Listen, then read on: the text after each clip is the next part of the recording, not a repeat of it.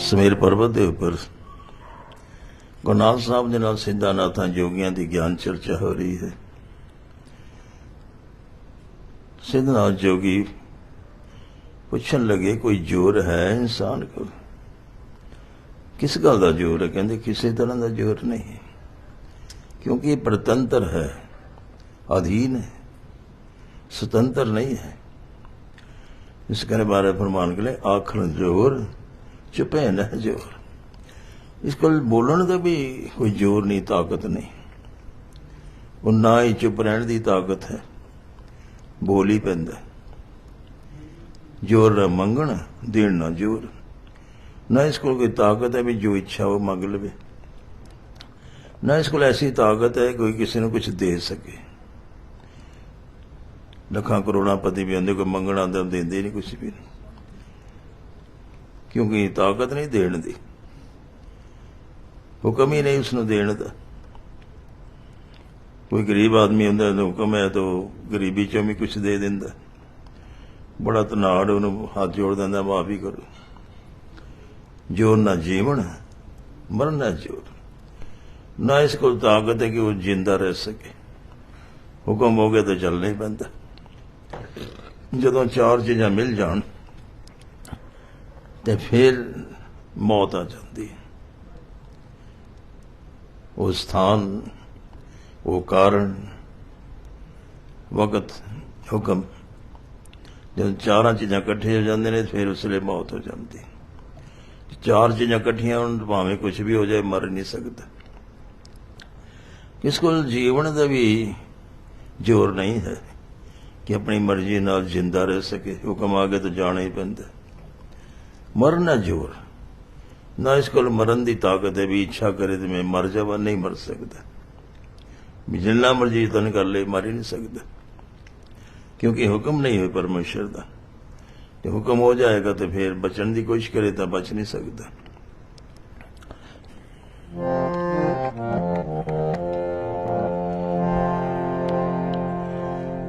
वशिष्ठ ऋषि ने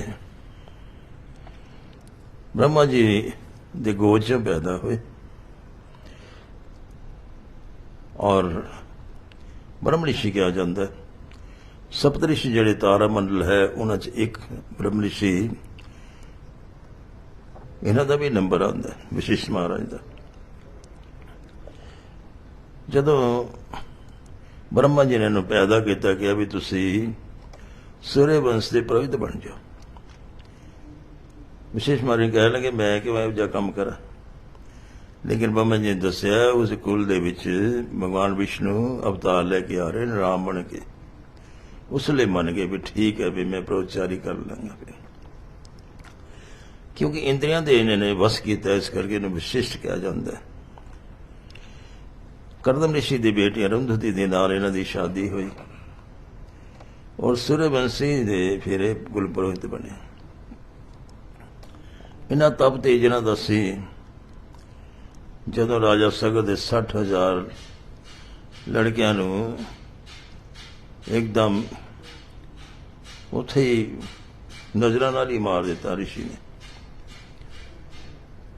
और फिर समाचार जदों मिलिया कि बड़ी कोशिश की भी उन्होंने गति की जाए, किदां की जाए, कहते गंगा नूं लिया जाए आकाश तो फिर कपिल मुनि का श्राप दूर हो सकता है। बड़ी कोशिश शुरू कर दी। अंशमान गए तपस्या करन, राजा दिलीप गए। राजा दिलीप उसे तप करते करते उसे समाप्त हो गए, अगे औलाद ही कोई नहीं सी। वशिष्ठ महाराज ने फिर बेनती की। वशिष्ठ महाराज ने राणियां तो औलाद पैदा करा दी। बड़ी राणी दे बेटा है, लेकिन उस हड्डियां ही नहीं सन कि पिता बिना दे हड्डी होंदी नहीं शरीर च। माता के शरीर दे विचों खून और मांस बनता है, वो हड्डियां पिता के शरीर दी होंदियां ने। हुण हड्डियां तो बिना ही सी बालक। वशिष्ठ महाराज ने अपनी योग शक्ति नाल उस हड्डियां पातियां, फिर पुत्र बने भागीरथ। भागीरथ ने तपस्या करके फिर गंगा मातलोक ते ले। और इस तरह रघु राजा की शादी नहीं हो रही सी, क्योंकि उन्हें टेबे लिखा सी 7वीं भांवर जदों होएगी, 7वीं लाव होएगी तो इसका सिर पड़ जाएगा। तो यदि शादी ना हो सके, वशिष्ठ महाराज ने कहा असीं युक्ति ना करा देंगे।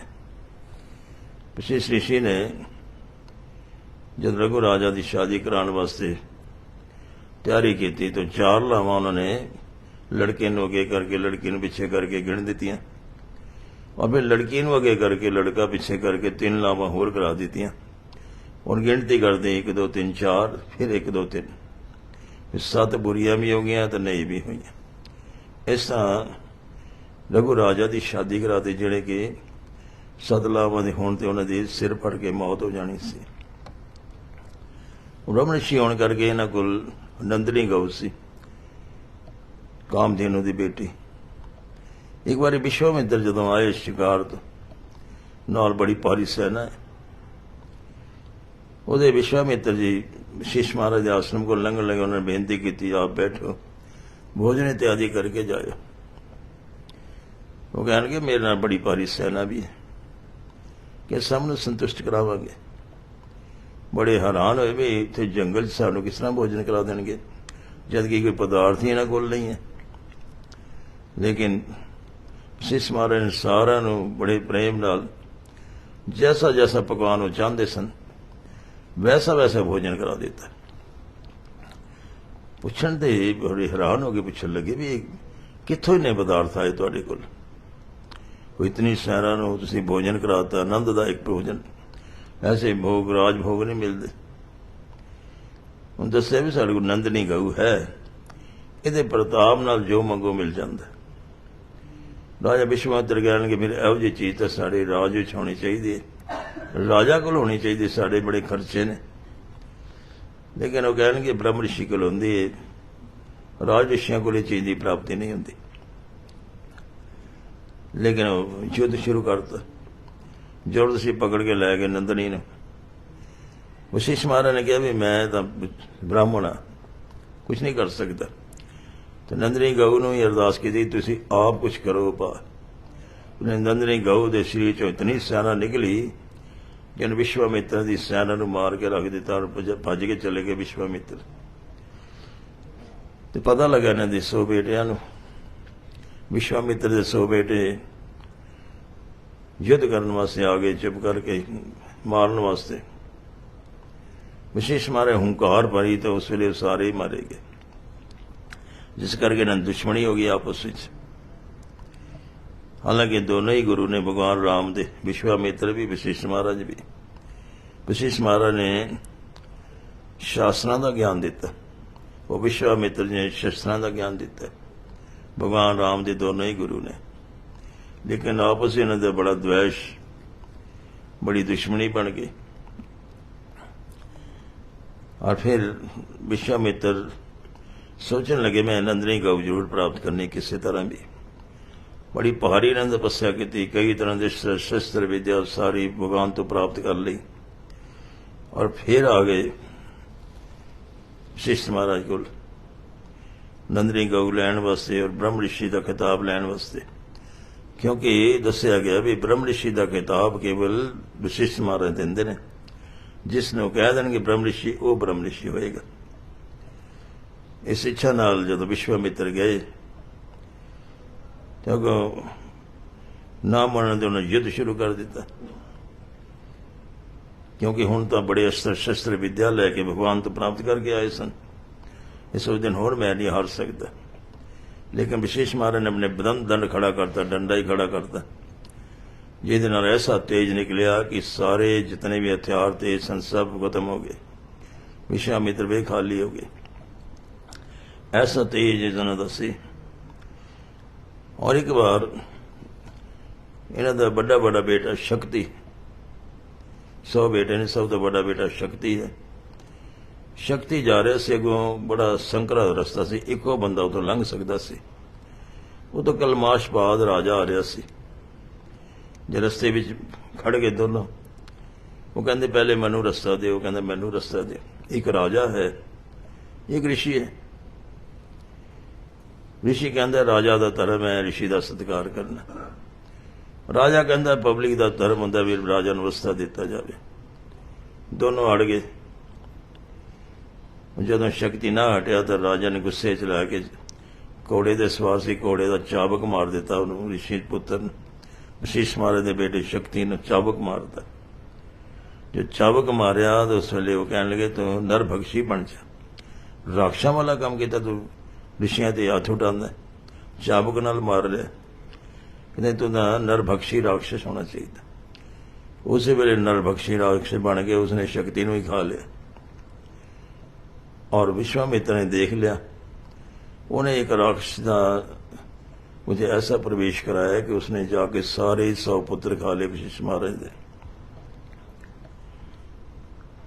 और जदों फिर गया विश्वामित्र वशिष्ठ महाराज को, जदों भी गया राज ऋषि कहते रहे, क्योंकि उन्होंने अस्त्र शस्त्र धारण किए होंगे सन। एक बार चुप करके गए भी देखा मेरे बारे की बोलते ने, 100 पुत्र इन्हों का मारा गया, इन्होंने पता लग गया कि मैं ही मरवाया राक्षस तो मेरे बारे की बोलते होंगे। वेश बदल के गए विश्वामित्र, अंदर अरुंधति पत्नी नाल वशिष्ठ महाराज गल कर रहे सन। अरुंधति कहने की देखो आज पूर्णमासी है, कितना सुंदर चंद्रमा है, कैसी छटा है, कैसी करना ने चंद्रमा दियां, कैसा तेज किसी होर दा भी अज कहते हाँ विश्वामित्र का है, उदी तपस्या का तेज ऐसा ही है। बड़े हैरान है विश्वामित्र भी मैंने 100 पुत्र मरवा देते, मेरी उस्सत करते पे ने, ये कैसे ऋषि ने। विश्वामित्र का तेज हाथ करने वास्ते वशिष्ठ महाराज पूर्ण शक्ति सी उन्होंने को, लेकिन इन्होंने सौगंध खाई सी मैं कभी गुस्सा नहीं करना, इस करके उन्होंने शक्ति का इस्तेमाल नहीं किया। जदों उस तरह देखा भी मेरी उस्सत कर रहे हैं, एकदम विश्वामित्र सामने आ गए। वशिष्ठ महाराज कहने लगे तुम मैं पहले ब्रह्म ऋषि कह देंगे, मैं थोड़ा नुकसान ना करता। और वशिष्ठ महाराज दसिया भी तुम अज ब्रह्म ऋषि बन के आए हो, क्योंकि सादे लिबास आए हो। तुम पहले अस्त्र शस्त्र धारण करके आते सो, तो राज ऋषि का धर्म होंगे, जो ब्रह्म ऋषि होंगे ने वो अस्त्र शस्त्र धारण नहीं करते। इस करके अज तुम बिना शस्त्र दे आए हो, तो राज ऋषि तो ब्रह्म ऋषि बने हुए हो। तो ब्रह्म ऋषि का खिताब दिता वशिष्ठ महाराज ने, इसने यही ब्रह्म ऋषि की पदवी इन्हों प्राप्त हुई। वो सप्त ऋषियों इन्हों का भी गिणिया जाता है। लेकिन उसले ऐसा दर्द उठा वशिष्ठ महाराज दे कि मेरे 100 पुत्र मारे गए, बड़ा भारी दुख होया। और ऐसा दुख होया क्योंकि परमेश्वर की ऐसी लीला होंगी, भावें एक ऐसा भी योगी सिद्ध होए, ब्रह्म ज्ञानी भी हो जाए, तो भी वो दर्द उठ जाता फिर परिवार का। वशिष्ठ महाराज सारे ब्रह्म ऋषि सन, लेकिन फिर भी उन्होंने इन्ना दुख होया कि आत्म हत्या करने वास्ते चले गए। सतलुज नदी गए, सतलुज नदी ने अपने टोटे कर ले, फिर खिलर गई सारी नदी। पहाड़ की चोटी तो छाल मारी, लेकिन उत्थे भी नहीं मरे। हेमवती नंदी च गए, नंदी डुबण वास्ते, उन्हें भी अपना खिलार लिया, अपना रूप ही टुकड़े टुकड़े हो गए। भी ऋषि डुबे ना, समुद्र डुबन लगे, उत्थे भी नहीं डुब सके। अग च चले गए, अग ने भी नहीं साड़िया नहीं। यानी मरण की बड़ी कोशिश की, मरे ही नहीं। इन्ना दुख मनाया, बार बार आत्म हत्या करते ने, लेकिन ब्रह्म ऋषि जान के वो ना अग ने साड़िया, ना नदी ने डुबाया, ना पहाड़ तो डिगे ता भी ना मौत हुई। बड़ी तरह की इच्छा रखते हैं लोग भी काशी जाके मर जाए। भगवान शंकर का वरदान है भी जड़ा मरेगा मेरे लोक च आ जाएगा, लेकिन बिना भागों के मौत नहीं होंगी, जिथे लिखा उत्थे होंगी। कहीं जाके गंगा चाहते हैं उत्थे मर जाइए तो भी कल्याण हो जाएगी, और कई युद्ध के मैदान चाहते उत्थे युद्ध शहीद होवांगे तो फिर स्वर्ग की प्राप्ति हो जाएगी। कई जहर खा के मरना चाहते हैं, तो भी नहीं मरते, नकली जहर मिल जाती। तो अपने हथ जोर नहीं है किसी दे। कोई चाहे मैं मर जावा, मर भी नहीं सकता जब तक परमेश्वर का हुक्म न होए, तक उसकी मृत्यु हो ही नहीं सकती। तो सब कुछ जो है वो लिखा हुआ है कि कदों किसी मौत होनी है, किस तरह मौत होनी है, किस कारण नाल होनी है, वो सारा लिखा होंगे। इस करके जो किसी की मौत होंगी है ਤੇ ਉਹਨੂੰ ਪੁੱਛਿਆ ਜਾਂਦਾ ਤੇ ਉਹੀ ਦੱਸਦਾ ਜੀ ਉਹ ਐਕਸੀਡੈਂਟ ਹੋ ਗਿਆ, ਉੱਥੇ ਮੌਤ ਹੋ ਗਈ, ਹਸਪਤਾਲ ਲੈ ਗਏ ਸੀ, ਬਿਮਾਰ ਹੋ ਗਏ, ਉੱਥੇ ਮੌਤ ਹੋ ਗਈ, ਕੋਠੇ ਤੇ ਡਿੱਗ ਪਿਆ ਤਾਂ ਮੌਤ ਹੋ ਗਈ, ਕਿਸੇ ਨੇ ਮਾਰ ਦਿੱਤਾ ਤਾਂ ਮੌਤ ਹੋ ਗਈ। ਯਾਨੀ ਬਹਾਨਾ ਹੀ ਦੱਸਦੇ ਨੇ ਸਾਰੇ ਵੀ ਇਸ ਤਰੀਕੇ ਨਾਲ ਮੌਤ ਹੋਈ। ਐਸਾ ਕੋਈ ਨਹੀਂ ਕਹਿੰਦਾ ਵੀ ਪਰਮੇਸ਼ਰ ਦਾ ਹੁਕਮ ਸੀ ਤੇ ਮਰਨਾ ਹੀ ਸੀ। ਪਰਮੇਸ਼ਰ ਦਾ ਹੁਕਮ ਜਦੋਂ ਹੋ ਜਾਏ ਤੇ ਫਿਰ ਉਹਨੂੰ ਕੋਈ ਬਚਾ ਨਹੀਂ ਸਕਦਾ, ਕੋਈ ਕਾਰਨ ਬਣਦਾ ਹੈ, ਉਹਦੇ ਨਾਲ ਦੀ ਫਿਰ ਮੌਤ ਹੁੰਦੀ ਹੈ। ਤੇ ਗੁਰੂ ਨਾਨਕ ਸਾਹਿਬ ਫਰਮਾਨ ਕਰਦੇ ਨੇ ਇਸ ਜੀਵ ਕੋਲ ਕੋਈ ਤਾਕਤ ਨਹੀਂ ਹੈ ਵੀ ਜੋ ਕੋਈ ਬੋਲ ਸਕੇ ਜਾਂ ਚੁੱਪ ਰਹਿ ਸਕੇ, ਨਾ ਉਸ ਕੋਲ ਮੰਗਣ ਦਾ ਜ਼ੋਰ ਹੈ, ਕੋਈ ਮੰਗਣ ਇੱਛੀ ਹੋਵੇ तो वो चीज मिल जाए, नहीं मिल सकती। जोर न जीवन मर न जोर, ना उसको ताकत है कोई जिंदा रह सके हमेशा, ना कोई ऐसी ताकत है कि मरना चाहे तो मर सके। कहते इतनी भी ताकत इंसान को नहीं है, पराधीन है। तो इस तरह हमारे गुरु नानक साहब ने दसते पे ने ये जीव जड़ा है पराधीन है, स्वतंत्र नहीं है, कुछ भी अपनी मर्जी नाल नहीं कर सकता।